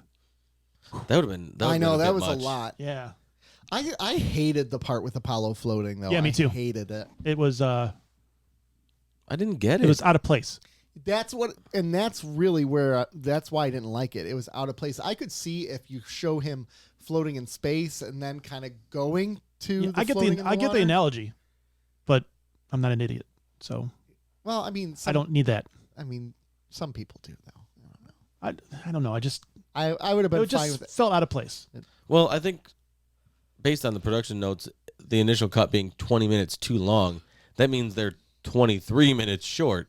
So they got to add 23 minutes of footage. Well, but that's after they had cut. It was still 20 minutes too long. So Right. they had footage already. They had enough. I couldn't imagine them putting that assassination plot at the end of the second act because it had to build to that point in the first episode. They had to build. Well, yeah, you had to leave it sitting out there. And we know that. I mean, I think too. We know that Cain is a villain, and this is the thing. I put this up on Reddit on the BSG thing. Is Cain a villain? And holy crap, we had like 16,000 views on it and a lot of comments. But people are like, is she really a villain? Because she's still human. Like at the end of the day, she's making decisions for her fleet. She makes a decision not to kill Adama. Like she's not as a clear-cut villain as we want to make her. She left those people to die of her own species, who she's claiming to try to want to save. I think she's a villain. In the pros, Needs of the many outweigh the needs of the few. Or the one. Yeah, but like in her mind, she could be doing that, right? Yeah, but then you know how many many's there were that had needs on those 15 ships. I know that you many killed. many's. I know, but this is the whole point. Like you can justify things. Like it doesn't matter who you are. You can find ways to justify things. In her mind, she is right. Yeah, but in anyone's mind, they're almost justified. Yeah. Jeffrey Dahmer was justified in his own mind. Yeah, the guy who would try to put his hands on Joe's kid was justified over a friggin' phone. Yeah, because he was drunk and he thought this guy was stealing his phone, Yeah. right? Poor kid. Yeah. You don't put hands on a kid. That's not justified. When he was drunk. I he was probably didn't still realize it was still a heated kid. the next day. Yeah, rightfully so. I get that. I get that. I fully get So that. the entire time you talk about John Mayer, I'm just like rolling my eyes, and then you said put hands, and I'm like, what? Yeah, You had my attention immediately. I'm interested in that. Sign me up for that. Well, putting your hands on John Mayer? I just think that Cain, especially the way this ends with Cain, I think Starbuck's right. They're a little bit less safe without Cain in their life. Yeah, Well, but who's it doesn't- they? Well, Who is they? How do you define safe? And who is they? Well, Yeah. that's the thing. What's the point of surviving if you're doing these terrible acts? She was about to kill 2 of her own crewmen that's under her command. I don't think that's all that safe. I mean, no, I it's wouldn't not feel safe safe. for the people who don't agree with her. Right, yeah, you're only safe around her if Follow she sees, blindly. If you follow blindly, or if she sees some sort of value for you, some sort of value for you within her fleet. Her original XO questioned an order, and she killed him. I don't feel all that safe around her. He wasn't that safe. No. Needs of the many outweigh the needs of the few. Her goal is to protect the fleet and save her fleet. Yeah, but she's Say what you will, but Her they goal are is to get her phone back from Joe's kid. What many though? Say what you will, but her ship is still alive, and not only are they alive, they're on the offensive, where the Battlestar Galactica is running constantly. But they're still alive. but they're still alive, but they're running constantly. So how is that? It could be argued, how is what Battlestar Galactica is doing, how is that survival versus how is what Pegasus is doing survival? Neither one of them has it right. They're both wrong in a lot of ways. On the humanity front, I think Battlestar Galactica is leaps and bounds ahead. They have it of more Pegasus. right, but still, I don't think either one has. And when all of humanity is on the brink of extinction, how do you just disregard 15 ships of civilians? I don't disagree. I understand, but I'm saying I just don't think she's the clear-cut villain we make her out to be. I don't think she's truly... I think it's significantly more clear-cut than you want to believe. And you love Gul Dukat. I'm a sympathizer. You're a sympathizer. You're a collaborator. I am a collaborator. I wouldn't want to serve on her ship. I want to be very clear. Would you want to serve on her fleet? I would have her court-martialed. Would you rather serve on her ship or be in a civilian ship that she finds?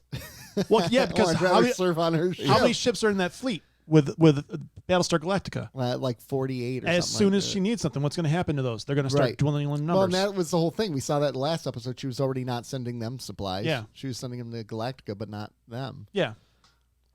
So that's a wrong statement.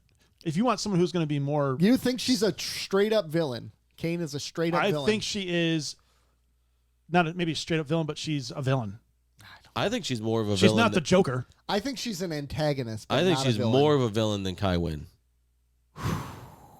Kai Wynn kills people, too. I don't think that Kai Wynn would allow... Not as many. Allow the things to happen that happened Kai Wynn turned at the last minute, too. She's like, oh... But when she saw what Dukat was becoming... Yeah, that's what I'm saying. She turned back. She turned from the dark side. Do you think what happened to the Cylons prisoners would have happened under Kai Wynn's leadership?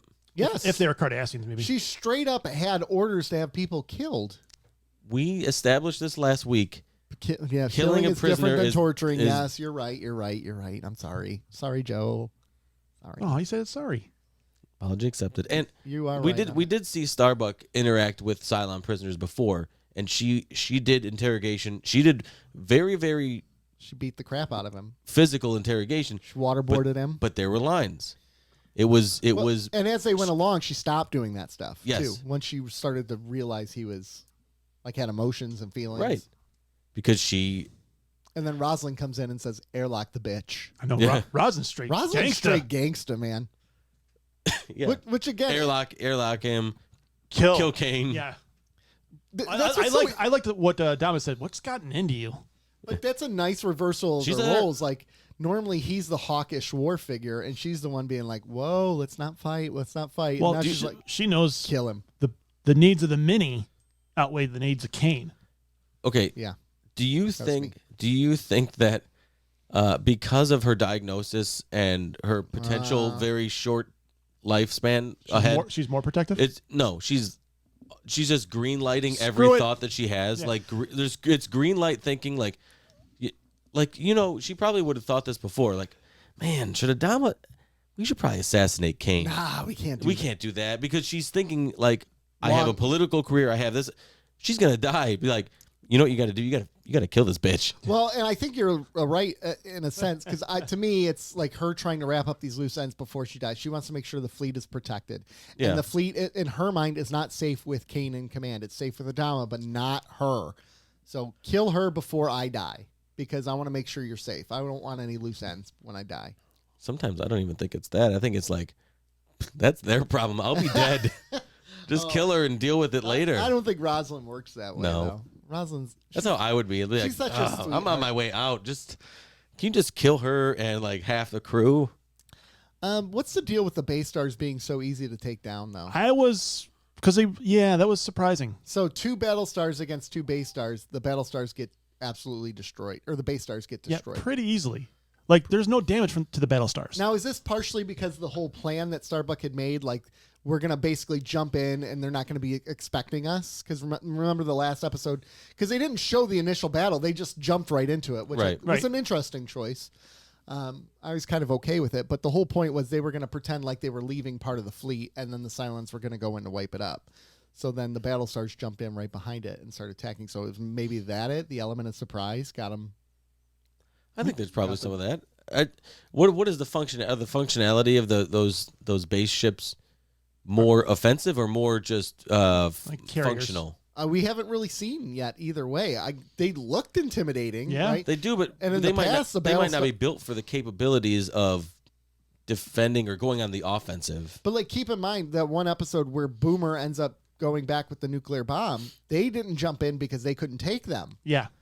So maybe it's a They could case take of it one-on-one, yeah. So Yeah. maybe it's a case of the Pegasus is really that strong compared to the Galactica. The Galactica is a 60-year-old warship. I mean, so that would make some sense. Like, you're not going to send a 60-year-old ship in to fight the newest fighter. It does seem like the playing field was leveled a little more harshly this episode. with the Pegasus. Yeah, Yeah.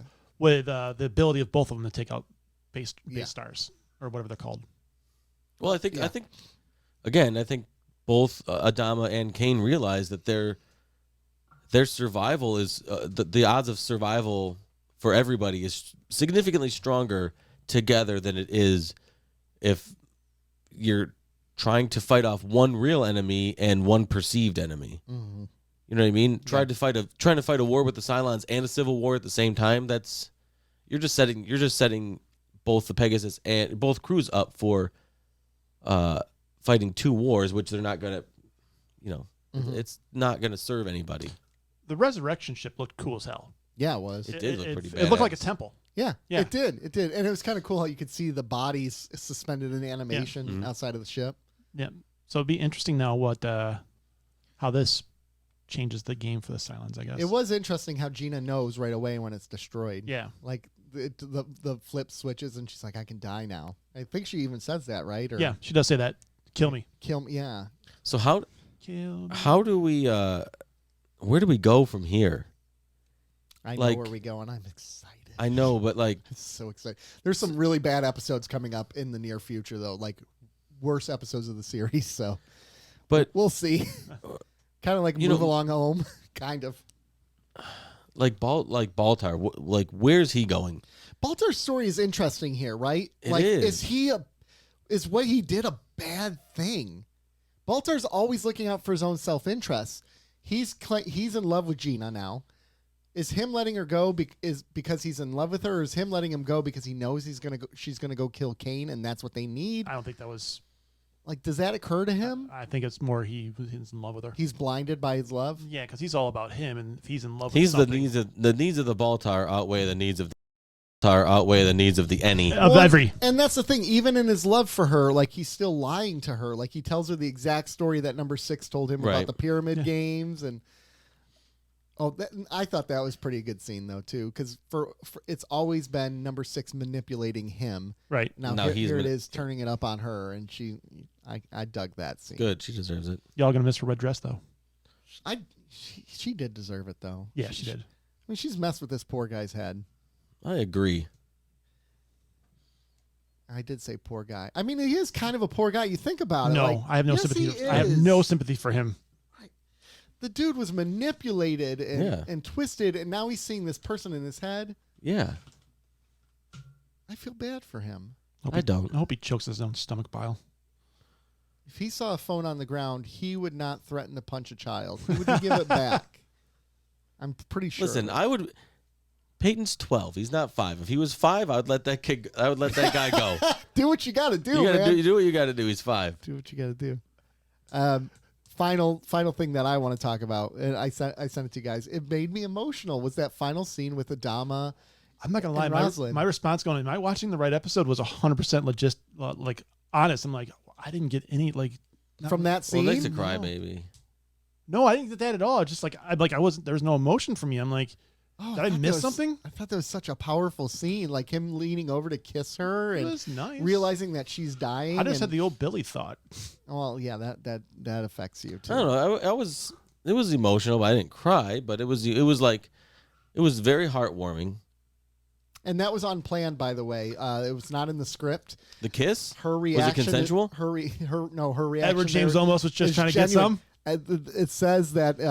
Gosh, where's the thing about that? The kiss between Adama and Rosalind was not scripted. Actor Edward James almost improvised it on set. Actor Mary McDonnell's surprise is genuine to the kiss. Smooth. Well played, sir. I just like it because it's again like just a couple episodes. These two were like he was so angry with her, like the relationship was so fractured and beyond repair, and now here they are. Like he's got feelings for her, so her betraying him hurt more. Yeah, I think there's that. Well, and I like that this is all titled Resurrection Ship, and here we're seeing the resurrection of their relationship, just as she's about to die. We see the death of Admiral Cain. We hear about the death of all these other fleets. Like it's interesting the intermix of life and death in here. You have Gina escaping, initially wanting to die, but then instead of killing Cain and escaping to live. You're not my type. Starting a new life. Yeah. That was a great line. Yeah. Frack me. You're not my type. We see Lee. Huh? Lee wanting to die. Lee wanting to die, yeah. Starbuck choosing to live in a way that she hasn't lived before. Like, she's, like, adored by this commander. The only person who's adored her is Adama. Everyone else hates Starbuck as, like, a officer, but not this one. She's like, yeah. Does the pirate CAG come back from Pegasus? No, who got demoted? No, I think he's out. I don't remember. It's been a while. Maybe he died in the battle too and just like, screw it, I'm going to lose all my oxygen. He was the worst. I hated him. I mean, there's somebody that's the worst on that ship. Although I will say even though the commanders are the JAT or whatever his name is on the Colonial or the Pegasus. The XO? I don't remember his name. The XO and the Pegasus. Tisk? He might be a Fisk? douchebag, but he's pretty entertaining. I like how he spills everything and Ty manipulates him when they're drinking. This is like, so I was going back and listening to a previous episode where you were ripping on Ty and you're like, I don't understand how this guy could be an XO. Like, he is so unqualified. Here's points where you see that he can be good at his job. That's not an XO move. That's just... Nah, he's good at his job. He's got this other guy. He's good at drinking? Yeah, he's good at drinking. I love that scene because I think Ty, that scene was all about Ty's eyes. Yes. He didn't have really much in the way of dialogue, but he stripped him.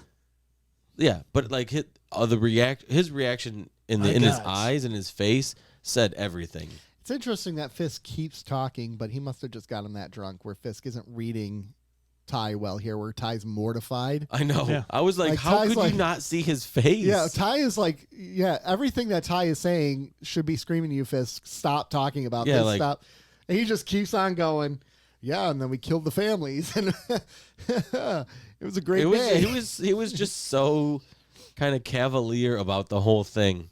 I was like, so then Ty, knowing what he knows about Fisk taking these orders from Cain, how the heck is Fisk promoted to commander of the Pegasus? Lack of options. Because what are you going to do? Put Ty in charge of it? We saw how that went. We saw how that went. Yeah. It did not go well. That's a very good point. You can't. And Lee was just demoted, so you can't promote Lee to the position. And you can't trust any of their ship right now for it because they're just going to turn around and declare war on you, maybe. At least you know that commander of the Pegasus is a drinking buddy for your XO. That's a good point. That's kind of got somebody in your front pocket, in a way. Mm-hmm. I need a drink. That was such a tense moment when he said that. I feel like that was the moment where I questioned whether or not they actually Adama knew that he was being plotted for an assassination, because when is it Fisk, right? Yeah. When he says I need a drink, everybody kind of releases this like tense laughter, like shit, like we just nearly avoided complete disaster. That's I guess I didn't think about that. Because Fisk straight up laughs, like belly laughs. Yeah, that's a great point. Maybe you could. I don't know, there. But Adama laughs too, and it's almost like, haha, like. I can't. I was like, now I know that you were this close to. I didn't get Tupac again. Yeah. Do you think too, Fisk, would he have went through with the command? Yes. Do you think part of who's more likely to do it, Fisk or Starbuck? Unlikely, Fisk. No, more likely. More likely, Starbuck. She'll do anything. Really? She was going to hate it, but she was going to do it. I think she was. I think what sucked about that is fearful though. Adama was basically ordering her death. Too. Well, yeah, exactly, because she was on. She was alone. Yep. Lee wasn't there, which that was a sad scene where Lee's like, "I'm sorry, I let you down. I wasn't there for you." And she's like, "It's okay." And then he's like, "No, I wanted to die." Yeah. bitch. And she's like, that was unnecessary. Yeah, why'd you call me that? And then Dee's nuts. What's the deal with Dee snooping? Like, get away. That's a very private. I didn't understand what's implied, what I read from the scene is she was going to go see Lee, but then saw Starbuck was there and waited outside, and then that's when they were talking, and she just kind of stuck she's around. catching some feelings for Lee. Yeah, because they seen said that that 2 episodes ago they started to say that they had a little bit of a flirtation. Aww. So that's why I think she was going there to check on him. I'm assuming she's over Billy. Oh, Billy. She's over Billy. Wouldn't you be too? Yeah, Billy's he's just such a goof. Yeah. He hasn't grown at all. Everyone else has grown as he's characters. Like a child. He's like childlike amongst everybody who's like has this serious role in this war. And here's Billy. Can they not call him Billy? Like that's a kid's name. Well, they can't call him Bill. They can't call him Bill because of Adama. Could they? You know what they could have done? Written a different name for him. See, I kind of respect that because in TV shows you've never seen the same name for like characters in that same universe. Yeah, it's unrealistic. Mm-hmm. So I kind of, in a way, I kind of appreciate it. It's a ballsy move. Mm-hmm. Okay. I don't know. You ready for some podcast notes or episode notes? Podcast notes? Yeah. Ronald D. Moore had a podcast on this, and here's his notes. So I'm going to list them out. Ronald D. Moore said, Cain's decision not to kill Adama demonstrates that she is human and not a black-hatted villain. Baltar telling Head Six that he is bored of his fantasy house reflects his growing preference for Gina over her. Yeah, we kind of know that. Though Baltar has real feelings for Gina, his speech to her is based on a lie, which is at the heart of a lot of things Baltar's about. Yeah. Apollo's experience with hypoxia affects his character strongly and will influence him for the rest of the second season. Adama's initial reaction to Rosalind's assassination proposal reflects a reversal of what Moore considers the expected roles of a hawkish Adama and dovish Rosalind. And Adama's promotion is a sort of parting gift from Rosalind as she expects to die. So those are some parting notes. And then some other production notes are originally Gina was supposed to embrace and kiss Baltar before she left. But this was removed because Tricia Helfner noted that Gina was a victim of serial rape. She's not going to go out of her way to embrace someone physically. Good on Tricia Helfner. Yep. Yeah, good call. What else? There's some other notes, but they're not. I hadn't thought about that. That's a lack of awareness on Baltar's part too. Do you think he cares? No, but to immediately go with the "I love you," I want to be with you kind of like thing. This chick. He just saw what he's self-centered. What they went through though. He's self-centered. He doesn't care. That's pretty good for his character, actually. I mean, I know it's a bummer of a move. Another thing that Moore said is that he actually she's written as almost a Captain Ahab in her pursuit of the Cylons, and she accomplished all of her goals except for her own survival. Captain Ahab's going to go kill his whale. Yeah. The first contact reference. And the goal, in Moore's goal, he wants the audience to feel ambivalent about Gina. On one hand, genocide. On the other hand, what she's dealing with inspires sympathy, which is kind of true. Yeah, I think that's a successful mass murder of a whole people. I mean, that's not great, but she was tortured, so there's that. That is true. Did you say? Oh, we got to rate them. Never mind. Before I go into that, 5. All right, Battlestar Galactica ratings. You're gonna rate them the same? Yeah, I am. Because these ones really do bleed together. No, I think there's a clear difference between the two. Really? Oh, yeah. Gosh. What is it, about the 44-minute mark? Is that your clear difference? Yeah, right when the first one ends, there's a difference between the two. Okay. Well, then, Joe, you're going to rate last if you're going to rate them together. Fine. Does that make sense? Yep. Save the best for last. I give Resurrection Ship Part 1 an 8.5.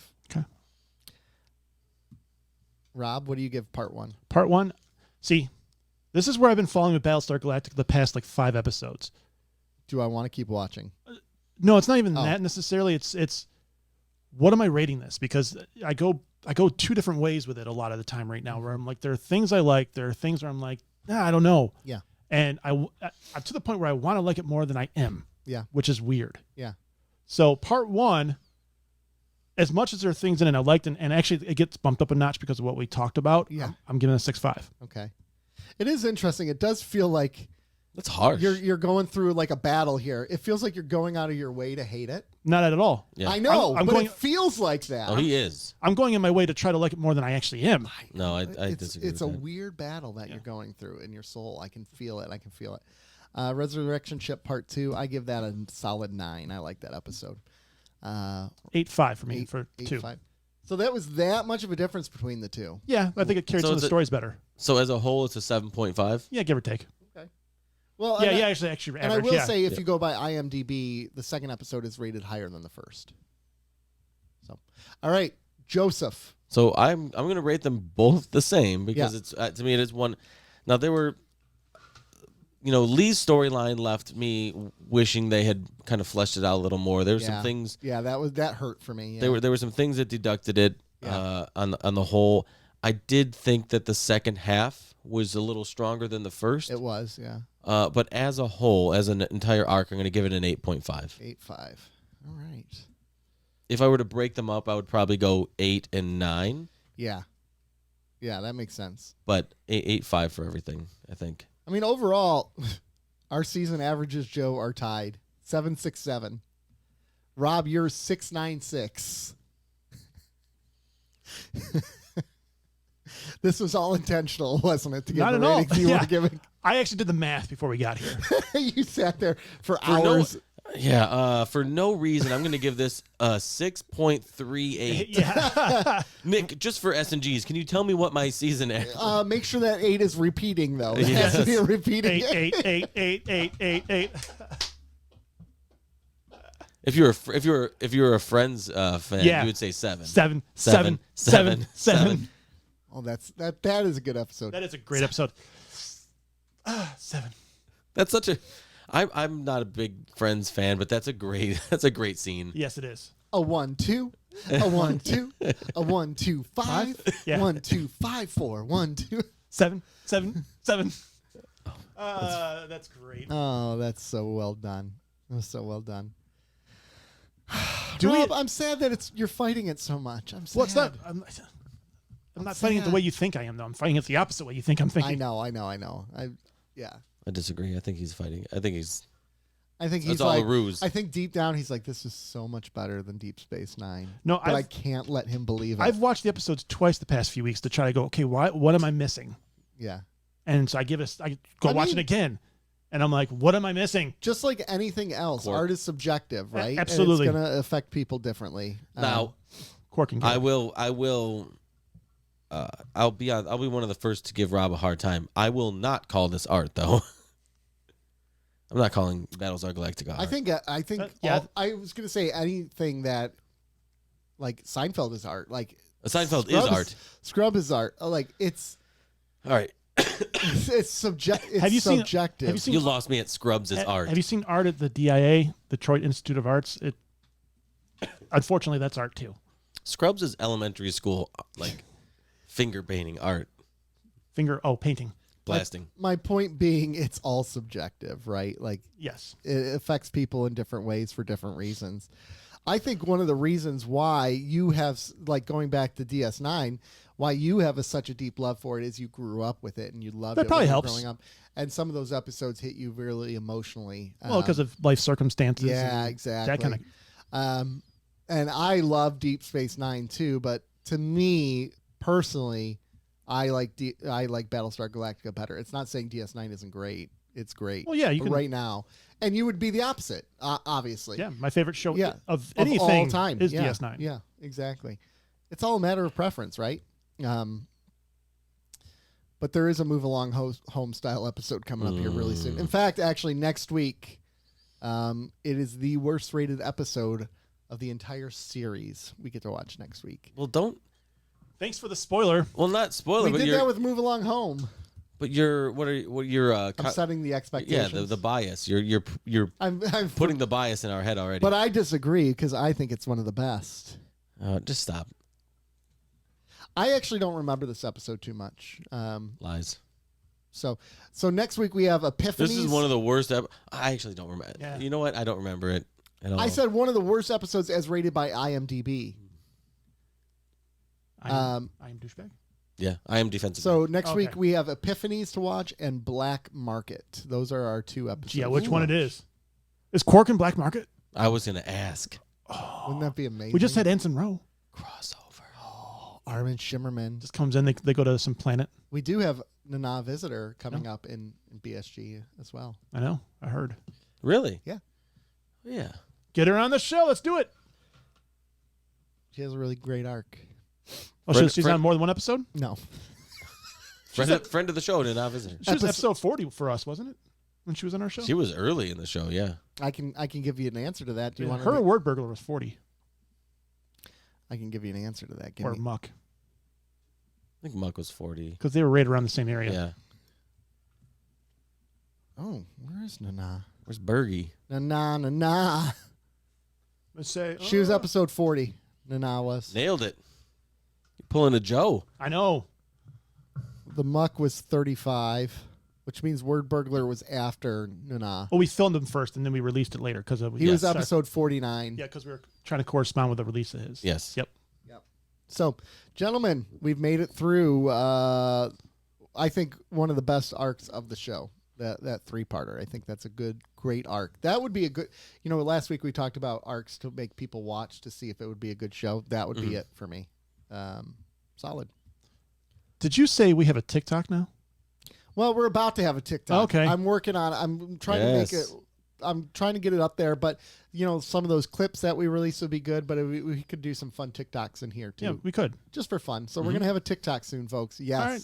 And it's gonna be ridiculous. I'm gonna make you guys work on a Patreon soon too. Oh my gosh! So he's given us a sample of what that Patreon is, and I'm pretty excited about it. You've really? Piqued, Okay, we'll talk after show meeting.